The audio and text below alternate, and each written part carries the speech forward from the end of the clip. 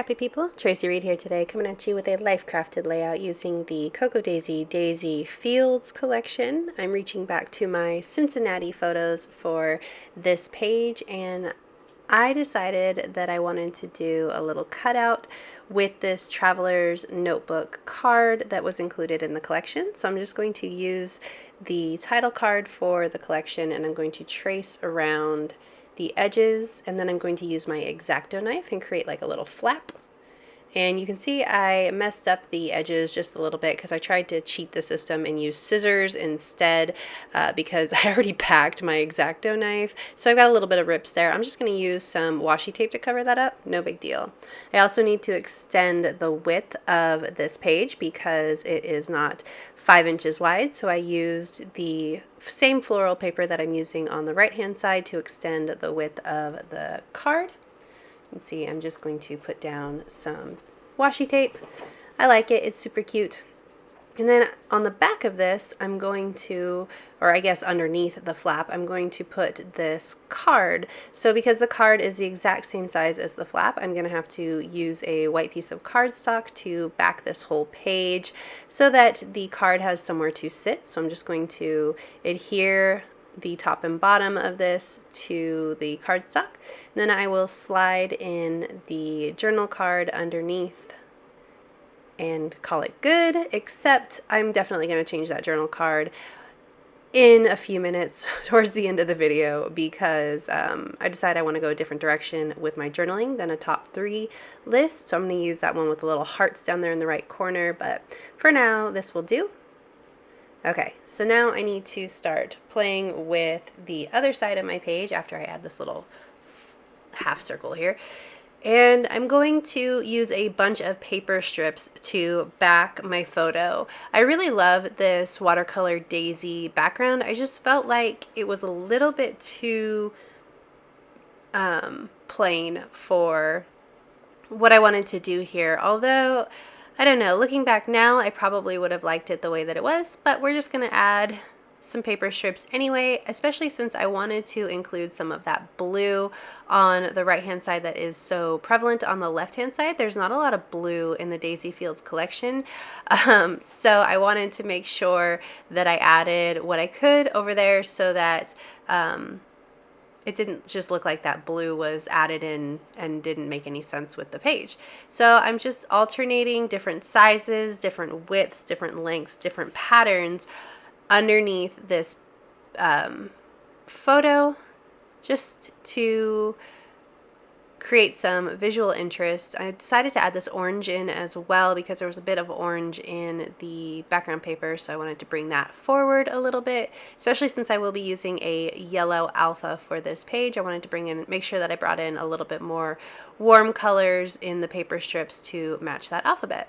So I've got this just about done. I'm going to make sure that my patterns go in order, and then I'm going to add big letter stickers, not stickers, well they are stickers I suppose, but they're the die cut letters from the Daisy Fields collection because I'm going to be adding a large title. A lot of times when I have a journal card that is title heavy, I suppose, like the one on the left hand side there, I don't actually add another title. I let that be the title, but I wanted to add a large title to this page because I felt like it could handle it. Could handle 2 different sort of visual word bits on this page. All right, so now I've got all these done. I'm going to stick it down.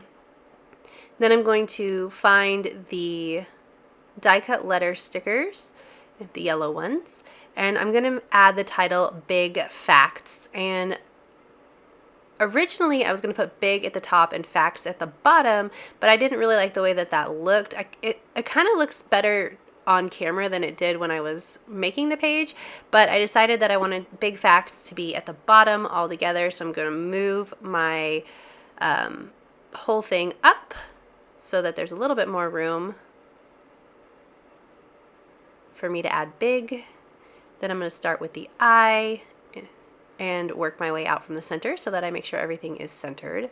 All right, so we're getting there. That big facts is not sticking out very well, so I'm going to do two things to make the title stand out a little bit more than just having a bunch of letter stickers. And I'm going to start by adding in some of these rub-ons to incorporate the front or the foreground and the background together. Decided to add on rub-ons up here as well. And then I'm going to add some outlining to the letters to make them, because I felt like they still, I mean, they weren't standing out at all.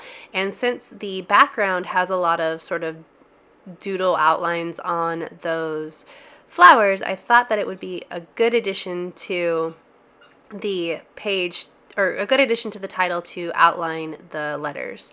So I'm going to go over here and I'm going to add a little embellishment cluster to the back of this page just to make it more interesting, because I always hate it when there's just blank places. I like my whole design to have like everything covered, right? Like I left no stone unturned.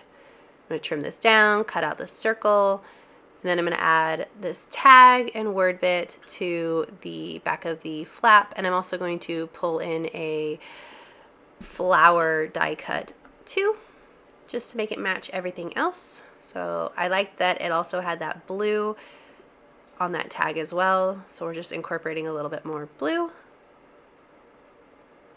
And then I liked the story, and since I added that word bit that said the story, that's when I decided that I wanted to change up the way that I was going to journal. So I'm going to take that top 3 faves off, and I'm just going to do a regular journaling card instead.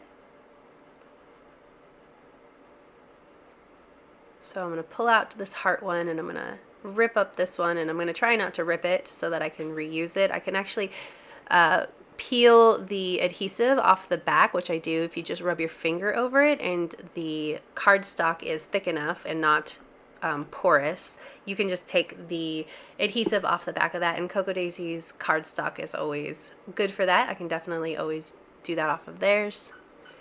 And now I'm going to add in my, I'm sorry if you can hear the squeaky toy, the dog, the puppy. I'm going to add in my outlining. I'm going to go super fast here because it does take a minute, but you can see as I start outlining these letters, now you can really see the title. It is not something that I enjoy doing very often because it is such a strong look, but because of the outlining on the background paper, I thought it worked really well for this page specifically. Make sure that you're careful, unlike I was with that bee. Ugh, oh well, no big deal. Nobody's perfect, but I'm going to finish this, and then I'm going to add in a few more rub-ons because I felt like the rub-ons weren't standing out enough, and this side of the page was a bit boring. So I'm going to echo the rub-ons that I used on the right-hand side, on the left-hand side over here, and I'm going to add one up here as well because I felt like that camera and that little label were not connecting very well. So I'm going to add that daisy up there and a daisy right here. And then I'm going to call it good. So if you enjoyed this video, I'd love it if you give it a thumbs up. If you're new here, go ahead and subscribe. I would love to have you. If you don't already, you can follow me over on Instagram. I'm at Tracy M. Reed. I'd love to see you over there as well. There's a link to Cocoa Daisy in the description box below, and I will see you next time. Thank you.